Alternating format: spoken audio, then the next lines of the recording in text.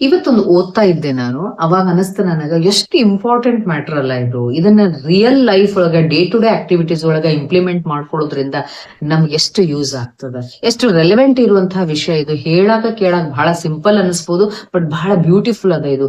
ಅದ್ರ ಬಗ್ಗೆ ಇವತ್ತು ಡಿಸ್ಕಸ್ ಮಾಡೋಣ. ವಿಡಿಯೋ ಎಲ್ಲೂ ಸ್ಕಿಪ್ ಮಾಡ್ಲಾರ್ದಂಗ್ ಕೊನೆವರೆಗೂ ನೋಡ್ರಿ. ಎಲ್ಲರಿಗೂ ನಮಸ್ಕಾರ. ನಾ ಹೇಳಿದ್ನಲ್ಲ ನಿಮ್ಗೆ, ನಾ ಒಂದು ಪುಸ್ತಕ ಓದ್ಲಿಕ್ಕತ್ತಿದ್ದೆ. ಅದ್ರೊಳಗಿಂದ ಒಂದು ಕಾನ್ಸೆಪ್ಟ್ ಬಹಳ ಲೈಕ್ ಆತ ಅಂತ ಹೇಳಿ. ಯಾವ್ದು ಗೊತ್ತೇನ್ರಿ ಆ ಪುಸ್ತಕ? ಭಗವದ್ಗೀತಾ. ನಾ ಇದನ್ನ ಆಲ್ಮೋಸ್ಟ್ ಎವ್ರಿ ಡೇ ಓದ್ತೇನೆ. ಸಿನ್ಸ್ ಮೆನಿ ಇಯರ್ಸ್ ನಾವು ಓದ್ತಾ ಬಂದೆ. ಓಕೆ, ಬಹಳ ಜನರು ಮಾಡೋ ಮಿಸ್ಟೇಕ್ ಏನಪ್ಪಾ ಅಂತಂದ್ರ, ಒಂದು, ಇದು ಸಂಸ್ಕೃತದೊಳಗ ಐತ್ರಿ, ಇದನ್ನ ಡಿಕೋಡ್ ಮಾಡ್ಲಿಕ್ಕೆ ಆಗಂಗಿಲ್ಲ. ಇದರಿಂದ ನಮ್ಗೇನ್ ಲಾಭ ರೀ? ಇದು ಸಾವಿರಾರು ವರ್ಷದಿಂದ ಹೇಳಿರುವಂತದ್ದು. ಆ ನಾಲೆಜ್ ಇವತ್ತಿಗೆ ಅಪ್ಲೈ ಆಗ್ತದೇನ? ಆಗೋಂಗಿಲ್ಲ. ಹೌದಾ?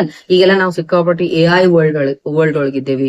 ಭಯಂಕರ ನಾವು ಆಧುನಿಕ ಜಗತ್ತಿನೊಳಗಿದ್ದೀವಿ. ಮಾಡರ್ನ್ ಪೀಪಲ್ ಇವೆಲ್ಲ ನಮ್ಗೆ ಅಪ್ಲೈ ಆಗೋದಿಲ್ಲ ಅನ್ನುವಂತ ಸೈಕಾಲಜಿಗಿಂದ ಒಂದು ದೂರ ಇಟ್ಬಿಡ್ತಾರೆ. ಭಗವದ್ಗೀತಾ ಅಂತ ಯಾರಿಗೂ ಗೊತ್ತಿಲ್ಲ. ಇನ್ನು ಕೆಲವು ಜನರಿಗೆ ಹೆಂಗ್ ಗೊತ್ತಾ, ಇದು ಭಯಂಕರ ಡಿವೈನ್ ಪುಸ್ತಕ ರೀ ಅಂತ ಹೇಳಿ ಆ ಪ್ಯಾಕ್ ಸುತ್ತ ಓಪನ್ ಮಾಡಂಗಿಲ್ರಿ, ಅದು ಹಂಗ ಇರ್ತದ ರ್ಯಾಪರ್. ಹಿಂಗ ತಗೊಂಡ್ ಬಂದ್ ಅದ್ರ ಮೇಲೆ ಗಂಧ ಅಕ್ಷತಿ ಹಾಕಿ ದಿನ ಹೂ ಹಾಕಿ ಮಂಗಳಾರತಿ ಮಾಡ್ತಾರ. ಇವ್ ಎರಡೂ ರಾಂಗ್ ಥಿಂಗ್ಸ್. ಏನ್ ಮಾಡ್ಲಿಕ್ಕತ್ತಾರಲ್ಲ, ನನ್ ಕೇಳಿದ್ರ ಈ ಕೆಲಸ ಮಾಡ್ಲಿಕ್ ಹೋಗ್ಬೇಡ್ರಿ. ಇದ್ರಂತ ಒಂದು ಬೆಸ್ಟ್ ಸೈಕಲಾಜಿಕಲ್ ಬುಕ್ ನನಗನ್ಸೋ ಮಟ್ಟಿ ನಿಮ್ಗೆ ಇನ್ನೊಂದ್ ಸಿಗಂಗಿಲ್ಲ. ಹಿಂದ ಆ ಒಂದು ಮಹಾಭಾರತ ಯುದ್ಧ 18 ದಿವಸ ಆಯ್ತು, ಹೌದಾ? ಈಗ ಪ್ರತಿ ಕ್ಷಣ ಪ್ರತಿಯೊಬ್ರು ಸ್ಟೂಡೆಂಟ್ಸ್ ಇಂದ ಹಿಡ್ಕೊಂಡು ಎಲ್ಲಾರು, ಹೆಂಗಸರು ಗಂಡಸರು, ಎಲ್ಲಾ ಪ್ರೊಫೆಷನ್ದವರು, ಡಾಕ್ಟರ್ಸ್, ಇಂಜಿನಿಯರ್ಸ್, ಪ್ರೊಫೆಸರ್ಸ್, ನೀವು ಬಿಸ್ನೆಸ್ ಮಾಡ್ತಿರ್ಬೋದು, ಅಥವಾ ಕೂಲಿ ಕಾರ್ಮಿಕರು ಇರ್ಬೋದು, ಮನೆಯೊಳಗಿರುವಂತ ಹೆಣ್ಮಕ್ಳು ಇರ್ಬೋದು, ಪ್ರತಿಯೊಬ್ರು ಕ್ಷಣ ಕ್ಷಣಕ್ಕೂ ಆಂತರಿಕ ಯುದ್ಧ ಮಾಡ್ಲಿಕ್ಕತ್ತೀವಿ ನಾವು. ನಮಗಿದು ಬುಕ್ ಬಹಳ ಅವಶ್ಯಕತೆ ಅದ. ಅವಾಗ ಎಷ್ಟು ಅವಶ್ಯಕತೆ ಇತ್ತೋ ಬಿಡ್ತೋ ಗೊತ್ತಿಲ್ಲ ನನಗೆ. ಇವತ್ ಮಾತ್ರ ಬಹಳಷ್ಟು ಅವಶ್ಯಕತೆ ಐತಿ. ಯಾಕಂದ್ರ ಅವಾಗೇನ್ ಶ್ರೀಕೃಷ್ಣ ಅರ್ಜುನನಿಗೆ ಕೆಲವೊಂದ್ ಮೆಂಟಲ್ ಟೂಲ್ಸ್ ಅನ್ನ ಕೊಟ್ಟಾನ್ರಿ. ಅರ್ಜುನ ಏನ್ ಮಾಡ್ತಾನ, ಎದುರುಗಡೆ ನೋಡಿದ ತಕ್ಷಣ ನಾ ಯುದ್ಧದೊಳಗ ಯುದ್ಧ ಮಾಡ್ಬೇಕಂತ ಹುರುಪಿಂದ ಬರ್ತಾನ. ಬಟ್ ನೋಡ್ತಾನೆ ಎದುರುಗಡೆ, ಅಯ್ಯೋ ನನ್ ಕಸಿನ್ ಬ್ರದರ್ಸ್ ಅದಾರಲ್ಲ, ಅಯ್ಯೋ ನಮ್ಮವ್ರೇ ಅದಾರಲ್ಲ, ಇವ್ರನ್ನ ಹೆಂಗಪ್ಪ ಕೊಲ್ಲೋದು ಅಂತ ಹೇಳಿ ಅವನಿಗೆ ಒಂಥರ ಮರುಕ ಬಂದು, ಮೋಹ ಬಂದು, ನಾನು ಯುದ್ಧ ಮಾಡ್ಲಿಕ್ ವಲ್ಲ ಅಂತ ಹೇಳಿದಾಗ ಕೃಷ್ಣ ಹೇಳ್ತಾನ, ಇದು ಯುದ್ಧದ ನಿಯಮ, ಧರ್ಮ. ನಿನ್ನ ಕರ್ತವ್ಯದಿಂದ ಹಿಂದಕ್ ಸರ್ಲಿಕ್ ಹೋಗ್ಬೇಡ, ಎಸ್ಕೇಪ್ ಆಗ್ಬೇಡ, ಎಸ್ಕೇಪಿಸ್ಟ್ ಆಗ್ಬೇಡ. ನಿನ್ನ ಡ್ಯೂಟಿ ನೀ ಮಾಡು. ಇದ್ರು ಬಹಳ ಚಂದ ಬಂದು ಕರ್ಮಯೋಗ ಚಾಪ್ಟರ್ ಒಳಗ ಅದನ್ನ ಓದ್ಲಿಕ್ಕತ್ತಿದ್ದೆ. ಅದಕ್ಕೆ ಅದೇ ಪಾಯಿಂಟ್ ಅನ್ನ ನಿಮ್ ಜೊತೆ ಡಿಸ್ಕಸ್ ಮಾಡ್ಬೇಕು ಅಥವಾ ಶೇರ್ ಮಾಡ್ಕೋಬೇಕು ಅನ್ನಿಸ್ತು. ಅದಕ್ ನಾ ಹೇಳಿದೆ. ಒಂದ್ ಶ್ಲೋಕ ಬಹಳ ಚಂದ ಹೇಳ್ತಾರ ನೋಡ್ರಿ. ಪ್ರಕೃತೇಹೇ ಕ್ರಿಯಮಾಣಾನಿ ಗುಣೈಹಿ ಕರ್ಮಾಣಿ ಸರ್ವಶಃ ಅಹಂಕಾರ ವಿಮೂಢಾತ್ಮ ಕರ್ತಾ ಅಹಂ ಇತಿ ಮನ್ಯತೆ ಅಂತ ಹೇಳ್ತಾರ. ಅಂದ್ರ ಕೃಷ್ಣ ಹೇಳ್ತಾನ, ಪ್ರಕೃತಿ ಒಳಗಡೆ, ಅಂದ್ರೆ ಪ್ರಕೃತಿ ಏನ್ ಮಾಡ್ತಿರ್ತದ, ಸೂಕ್ಷ್ಮ ರೂಪದೊಳಗ ಯಾವಾಗ್ಲೂ ಕರ್ಮವನ್ನ ಮಾಡ್ತಾ ಇರ್ತದ. ಯಾರನ್ನ ಬೆಳೆಸ್ಬೇಕು, ಯಾರನ್ನ ಕೊಲ್ಬೇಕು, ಅಲ್ಲಿ ಏನಾಗ್ಬೇಕು, ಆ ಡಿಸ್ಟ್ರಕ್ಷನ್ ಕನ್ಸ್ಟ್ರಕ್ಷನ್, ಆ ಕೆಲಸ ಪ್ರಕೃತಿ ಒಳಗ ಸೂಕ್ಷ್ಮ ರೂಪದೊಳಗ ಆಗ್ತಾನೆ ಇರ್ತದ. ನೀನು ಸಿಂಪಲ್ ಒಂದು ನಿಮಿತ್ತ ಮಾತ್ರ. ನೀನು ಅಹಂಕಾರ ಬಂದು ನಿನಗ ಈಗೋ ಅದೈತಲ್ಲ, ನಮಗ ದೊಡ್ಡ ವೆಪನ್, ದೊಡ್ಡ ಆಭರಣದ ನಮ್ದು. ಆ ಈಗೋ ಇಟ್ಕೊಂಡು ನಾನೇ ಎಲ್ಲಾ ಮಾಡೇನಿ. ನಾವು ಮಾಡಂಗಿಲ್ಲ. ನಾನೇ ಬಿಸ್ನೆಸ್ ಒಳಗೆ ಬೇಬಿಶ್ ನಿಲ್ಸೇನಿ, ನಾನೇ ಕರೆಕ್ಟ್ ಆಗಿ ಟ್ರೀಟ್ಮೆಂಟ್ ಕೊಡ್ತೇನಿ, ನಾನೇ ಸರಿಯಾಗಿ ಪಾಠ ಮಾಡ್ತೇನಿ, ನಾನೇ ಕಾಲೇಜ್ ಅಡ್ಮಿನಿಸ್ಟ್ರೇಷನ್ ಕರೆಕ್ಟ್ ಆಗಿ ಮಾಡ್ತೇನಿ, ನನ್ನಂತ ಟೀಚರ್ ಇನ್ನೊಬ್ರು ಇಲ್ಲ. ಇವನ್ನೆಲ್ಲಾ ನೀ ವಿಚಾರ ಮಾಡ್ಕೊಂಡು ನೀನು ಅಹಂ ನಾನೇ ಮಾಡ್ತೀನಿ ಅನ್ಕೊಳಕತ್ತೀವಿ. But it is wrong. ಪ್ರಕೃತಿ ಇದನ್ನ ಯಾವಾಗ್ಲೂ ಮಾಡ್ತಿರ್ತದ. ಅದಕ್ಕೆ ನಿನ್ನ ಕರ್ತವ್ಯವನ್ನ ನೀ ಹೆಂಗ್ ಮಾಡ್ಬೇಕು ಅಂದ್ರ ನಿಷ್ಕಾಮ ಕರ್ಮವನ್ನ ಮಾಡು. ಇಲ್ಲಿ ಬಹಳ ಚಂದ ಹೇಳ್ತಾನ್ರಿ ಏನು ಕೃಷ್ಣ. ಅದು ನಾವು ಬಹಳ ಅಪ್ಲೈ ಮಾಡ್ಕೋಬೇಕಾಗ್ತದ. ನಮ್ದೆಲ್ಲಾ ಹೆಂಗೈತಪ್ಪ ಅಂದ್ರ, ಯಾವ್ದೇ ಕೆಲ್ಸ ನಾವ್ ಶುರು ಮಾಡಕ್ ಅಂದ್ರೆ ಪ್ರಾರಂಭ ಮಾಡ್ಸೋಕ್ಕಿಂತ ಮುಂಚೆ ನಾವ್ ಆ ಕೆಲ್ಸಕ್ಕೆ ಯೋಗ್ಯತೆ ಐತೋ ಇಲ್ಲೋ ವಿಚಾರ ಮಾಡಂಗಿಲ್ಲ. ಅಥವಾ ಆ ವಿಷಯವನ್ನ ನಮಗ್ ಪಡಿಲಿಕ್ ಸಾಧ್ಯ ಐತೋ ಇಲ್ಲೋ ವಿಚಾರ ಮಾಡಂಗಿಲ್ಲ. ಆ ಒಂದು ಎನರ್ಜಿಯನ್ನ ನಮ್ಮ ಲೈಫ್ ಒಳಗೆ ನಾವು ತಗೊಳ್ಳಿಕ್ ಆಗ್ತದೋ ಇಲ್ಲೋ ಇಲ್ಲ, ಮೇಂಟೈನ್ ಮಾಡ್ತೀನೋ ಇಲ್ಲೋ ಇಲ್ಲ. ಅಥವಾ ಪಡಿಬೇಕು ಅಂತಂದ್ರೆ ಎಷ್ಟು ನಾನು ಫಿಸಿಕಲ್ ಎನರ್ಜಿಯನ್ನ ಹಾಕ್ಬೇಕು, ಮೆಂಟಲ್ ಎನರ್ಜಿಯನ್ನ ಹಾಕ್ಬೇಕು, ನನ್ನ ಸ್ಪಿರಿಚುವಲ್ ಎನರ್ಜಿನ ಹಾಕ್ಬೇಕು, ನಾ ಯಾವ ರೀತಿಯಾಗಿ ಎಫರ್ಟ್ಸ್ ಅನ್ನ ಹಾಕ್ಬೇಕು, ನಾನು 100% ಹೆಂಗ್ ಕೊಡ್ಬೇಕು, ಇದ್ರ ಕಡೆ ನಮ್ದೇನು ಆಲೋಚನೆ ಇಲ್ಲ. ನಂದೇನು, ಒಂದ್ ಬಿಸ್ನೆಸ್ ಸ್ಟಾರ್ಟ್ ಮಾಡಿದ್ನಿಲ್ಲ, ನಾ 10 ಲಕ್ಷ ರೂಪಾಯಿ ಹಾಕಿದ್ರೆ ನಂಗ ನಾಳೆ ಹಾಕ್ತೇನೆ, ನಾಡದ್ ನನಗೆ 20 ಲಕ್ಷ ರೂಪಾಯಿ ಬರ್ಬೇಕು. ಬರ್ಲಿಲ್ಲ ಅಂದ್ರ ಸುಸೈಡ್, ನಾನಾರ ಸಾಯ್ತೇನೆ, ಇಲ್ಲ ಇನ್ನೊಬ್ಬರನ್ನ ಕೊಲ್ತೇನೆ. ಹೌದಾ? The same thing. ನಾನ್ ಎಕ್ಸಾಮಿನೇಷನ್ ಬರೀತೇನೆ, ನಾ ಹೆಂಗ್ ಅಭ್ಯಾಸ ಮಾಡ್ಬೇಕು, ನಾ ಎಷ್ಟ್ ಕರೆಕ್ಟ್ ಆಗಿ ಮಾಡ್ಬೇಕು, ಎಷ್ಟು ನೀಟಾಗಿ ರೀಪ್ರೊಡ್ಯೂಸ್ ಮಾಡ್ಬೇಕು, ಅದನ್ನ ಎಷ್ಟು ಕಾಮ್ ಆಗಿ ಕಾಂಪೋಸ್ಡ್ ಆಗಿದ್ದು ಅದನ್ನ ಕರೆಕ್ಟ್ ಆಗಿ ಬರ್ದ್ ಬರ್ಬೇಕು. ಆಮೇಲೆ ನಾನು ರಿಸಲ್ಟ್ ಏನ್ ಬರ್ತದೋ ಅದನ್ನ ಒಪ್ಕೋಬೇಕು. ಇದು ಇಲ್ಲ ನಮ್ಗೆ. ಈ ಹುಡುಗರು ಎಷ್ಟೋ ಸರಿ ನೋಡಿರಿಲ್ಲ, ಎಕ್ಸಾಮ್ ನ ಬರೆದು ಬಂದಿರ್ತಾವ, ರಿಸಲ್ಟ್ ಬರೋ ಹಿಂದಿನ ದಿವ್ಸನ ಏನಾರ ಅನಾಹುತ ಮಾಡ್ಕೊಂತಾವ್. ಯಾಕೆ ಗೊತ್ತಿರಂಗಿಲ್ಲ ಅಂತ ಮಾಡಿರಿ, ಅವ್ರ ಎಕ್ಸಾಮ್ನಾಗ ಏನ್ ಬರ್ದಿರ್ತಾರ ಅವ್ರಿಗೆ ಗೊತ್ತಿರಂಗಿಲ್ಲ. ನಾವ ಮೋಸ ಮಾಡ್ಕೊಳ್ಳೋದು. ನಾವ್ ಏನೇ ಕೆಲಸ ಮಾಡಿದ್ರು ಗೊತ್ತಿರ್ತದ್ರಿ, ಒಳಗಿನ ಆತ್ಮ ಹೇಳ್ತಿರ್ತದ, ನಾ ತಪ್ಪು ಮಾಡೀನಿ, ನಾ ಸರಿ ಮಾಡೀನಿ, ನಾ ಇದಕ್ ಡಿಸರ್ವ್ ಅದಿನೋ ಇಲ್ಲೋ, ನಾ ಒಂದ್ ಬಿಸ್ನೆಸ್ ಒಳಗ ಇಷ್ಟು ನನಗ್ ಲಾಭ ಆಗ್ಲಿಕ್ ನಾ ಡಿಸರ್ವ್ ಇದ್ದೀನೋ ಇಲ್ಲೋ, ಅಥವಾ ನನಗಿಷ್ಟು ಹೆಸರು ಬರಾಕ ನಾ ಡಿಸರ್ವ್ ಇದ್ದೀನೋ ಇಲ್ಲೋ, ನನಗಿಷ್ಟು ಒಂದು ಪ್ರಶಂಸೆ ಸಿಗಬೇಕು, ಅಪ್ರಿಸಿಯೇಷನ್ ಸಿಗ್ಲಿಕ್ಕೆ ನಾ ಡಿಸರ್ವ್ ಇದೀನೋ ಇಲ್ಲೋ, ನನ್ನ ಪ್ರೀತಿ ವಿಶ್ವಾಸ ಸಿಗ್ಲಿಕ್ಕೆ ನಾ ಡಿಸರ್ವ್ ಇದೀನೋ ಇಲ್ಲೋ. ಇದನ್ನೆಲ್ಲ ಒಳಗಿನ ಮನಸ್ಸು ನಮ್ಗೆ ಹೇಳಿದ್ರು ಕೂಡ ಅದನ್ನ ಮುಚ್ಚಾಕಿ ಮೇಲಿನ ಈಗೋ ಏನಿರ್ತದಲ್ಲ ನಮಗ್ ಬೇಕದು, ಒಟ್ಟ ನನಗ ಆ ರಿಸಲ್ಟ್ ಬೇಕು. So we are clinging to outcomes.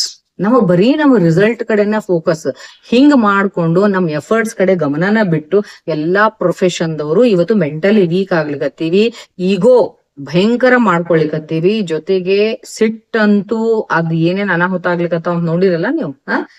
2 ನಿಮಿಷದ ಸಿಟ್ಟಿನ ಕೈ ಒಳಗ ಬುದ್ಧಿ ಕೊಟ್ಟು ಫ್ಯಾಮಿಲಿನ ಸರ್ವನಾಶ ಆಗ್ಲಿಕತ್ತಾವ. ಅದಕ್ಕೆ ನಾ ಹೇಳುದು ಮೆಂಟಲ್ ಹೆಲ್ತ್ ಆಫ್ ದ ಸೊಸೈಟಿಗೆ ಇಷ್ಟು ಹಾಳಾಗ್ಲಿಕತ್ತದ್ರಿ.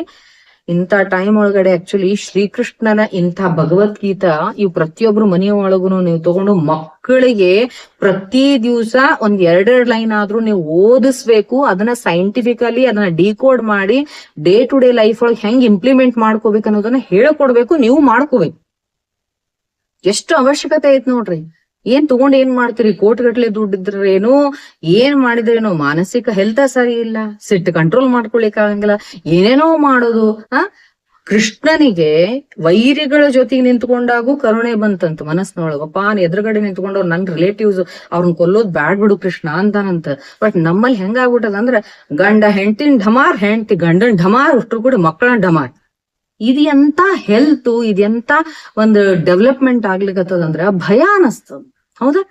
ಇದು ಎಲ್ಲಿ ಹೊಂಟಿವಿ ನಾವು ಮಾನಸಿಕವಾಗಿ ಅನ್ನೋದನ್ನ ನೆನೆಸ್ಕೊಂಡಾಗ ಒಂದೊಂದ್ಸರಿ we are heading toward such a bad situation. ನೀವ್ ಎಷ್ಟು ಎಜುಕೇಟೆಡ್ ಇದ್ರೇನು, ಯಾವ ಪ್ರೊಫೆಷನ್ ಇದ್ರೇನು, ಎಷ್ಟು ಗಳಿಸಿದ್ರೇನು, ಒಬ್ಬ ವ್ಯಕ್ತಿ ಇನ್ನೊಬ್ಬ ವ್ಯಕ್ತಿ ಜೊತೆಗೆ ಒಂದು ಸೆಕ್ಯೂರಿಟಿಯಿಂದ ಬದುಕಕ್ ಆಗ್ಲಾರ್ದಂತ ಪರಿಸ್ಥಿತಿ ಸೃಷ್ಟಿ ಮಾಡ್ಕೊಳಿಕತ್ತೀವಿ ಅಂದ್ರೆ ವಿಚಾರ ಮಾಡ್ರಿ ನೀವು ಎಷ್ಟು ಟಾಕ್ಸಿಸಿಟಿ ಬೆಳೆದದ. ಅಂತಲ್ಲೇ ಇದ್ರ ಅವಶ್ಯಕತೆ ಇಲ್ಲ ಅನಸ್ತದ ನಿಮಗ. ಕರೆಕ್ಟ್ ಆಗಿ ಇದು ಓದ್ಬೇಕು ಅನ್ಸಂಗಿಲ್ಲ.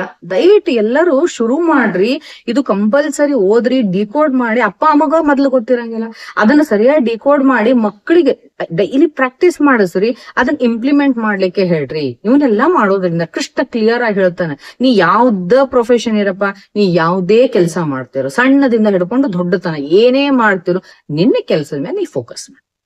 ನೀ ಎಷ್ಟು ಕರೆಕ್ಟ್ ಆಗಿ ಆನೆಸ್ಟ್ ಆಗಿ ಎಫರ್ಟ್ಸ್ ಹಾಕ್ಬೇಕು, ನಿನ್ ಪ್ರಯತ್ನ ಹಾಕ್ಬೇಕು, ಅಷ್ಟು ನೀವ್ ಮಾಡು. ಬಾಕಿ ರಿಸಲ್ಟ್ ಕೊಡೋದು ಬಿಡೋದು ನಿನಗ್ ಸಂಬಂಧಪಟ್ಟ ವಿಷಯ ಅಲ್ಲ. ಕರ್ಮಣ್ಯವಾಧಿಕಾರಸ್ತಿ ಮಾ ಫಲೇಶು ಕದಾಚನ.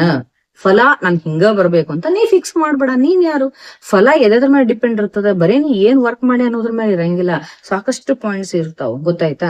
ನಾವು ಯಾರಿಗಾರ ಮೋಸ ಮಾಡ್ಬೋದು, ಯಾರಿಗಾರ ನಾವು ಚೀಟ್ ಮಾಡ್ಬೋದು, ಆದ್ರೆ ಯೂನಿವರ್ಸಿಗೆ ಅಥವಾ ಈಶ್ವರನಿಗೆ, ಅಲ್ಲಾಹ್ ಅನ್ರಿ, ಜೀಸಸ್ ಅನ್ರಿ, ಈಶ್ವರ ಅನ್ರಿ, ಆ ಬ್ರಹ್ಮಾಂಡ ಶಕ್ತಿಗೆ ನಾವು ಮೋಸ ಮಾಡ್ಲಿಕ್ಕೆ ಆಗುದಿಲ್ಲ.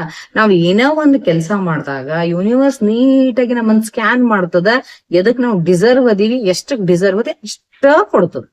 ಬಾಯಿ ಮುಚ್ಕೊಂಡು ಬಂದಂತ ರಿಸಲ್ಟ್ ಅನ್ನ ಇಟ್ಕೊಂಡು ಸಂತೃಪ್ತಿಯಿಂದ I am so grateful for this ಅಂತ ಹೇಳಿ ಖುಷಿ ಪಟ್ಟು ಲೈಫ್ ಎಂಜಾಯ್ ಮಾಡೋದನ್ನ ಕಲಿಬೇಕೆ ಹೊರತು, ನಾನು ಅಷ್ಟು ಮಾಡಿದ್ದೆ ನನಗೆ ಈ ರಿಸಲ್ಟ್ ಬಂದಿಲ್ಲ, ನಾ ಇಷ್ಟು ಮಾಡಿದ್ದೆ ನಂಗೆ ಆ ರಿಸಲ್ಟ್ ಬಂದಿಲ್ಲ, ನಾ ಇಷ್ಟು ಪೂಜೆ ಪುನಸ್ಕಾರ ಮಾಡಿದ್ದೆ ನನಗೆ ಇದು ಸಿಕ್ತು, ಸೊ ನಾ ಲೈಫ್ನಾಗ ಇರುದ ಬೇಡ ಅಂತ ಹೇಳಿ ತಾವರ ಏನಾರ ಮಾಡ್ಕೊಳ್ಳೋದು, ಇಲ್ಲ ಅಂತಂದ್ರ ಎದುರುಗಡೆದವ್ರಿಗೆ ಏನಾರ ಮಾಡೋದು. ಈ ಟಾಕ್ಸಿಸಿಟಿ ಕಡಿಮೆ ಆಗ್ಬೇಕು ಅಂತಂದ್ರೆ ರಿಯಲಿ ಕೃಷ್ಣನ ಮಾತುಗಳು ಬಹಳ ಇಂಪಾರ್ಟೆಂಟು. ಇಲ್ಲಿ ನಿಷ್ಕಾಮ ಕರ್ಮ ಅನ್ನೋದು ಬಹಳ ಬಹಳ ಬಹಳ ಹೆಲ್ಪ್ ಮಾಡ್ತದ್ರಿ. ಅದಕ್ಕೆ ನನಗಿನ್ನು ಓದಿದ ತಕ್ಷಣ ಅನ್ನಿಸ್ತು, ರೈಟ್, ಆಕ್ಚುಲಿ ಇದು ಬಹಳ ಚಂದ, ಎಲ್ಲರಿಗೂ ಅಪ್ಲೈ ಆಗ್ಲಿಕ್ಕೆ ಮಾಡ್ಕೊಳಿಕ್ ಹೆಲ್ಪ್ ಆಗ್ತದ ಅಂತ ಹೇಳಿ ಇವತ್ತು ನಾ ಇದನ್ನ ಶೇರ್ ಮಾಡ್ಕೊಂಡೆ. ನನಗ್ ಅನ್ಸಿದಂತ ಪಾಯಿಂಟ್ಸ್ ಅನ್ನ ನಾನು ನಿಮ್ ಜೊತೆ ನೇರವಾಗಿ ಶೇರ್ ಮಾಡ್ಕೊಂಡೇನಿ.